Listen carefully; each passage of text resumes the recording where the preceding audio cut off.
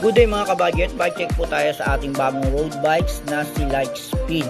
Ayan po, ay naka-alloy frame na and naka-internal cabling na. Ang kanyang crank ay 3x, yan, Lightspeed. Shimano po ang kanyang FD. Ang kanyang RD naman po ay Shimano din, 7-speed. Ayan, naka-bolt type. Ang kanyang cab 7-speed, hubs po niyan ay steel 160mm rotor. Ayan, ang kanyang tire ay 700 by 23C. Ang kanya pong rim ay alloy na yan mga kabudget. Ang kanya sampo ay may side stand rin available. Seat post niyan ay adjustable. Napakalambot ng kanyang saddle, Lightspeed po ang brand. Ang kanya pong stem ay small po. Ayan, alloy na yan. And then rock bar niyan ay standard size. Shimano po. Ang kanyang shifter 3x7 speed.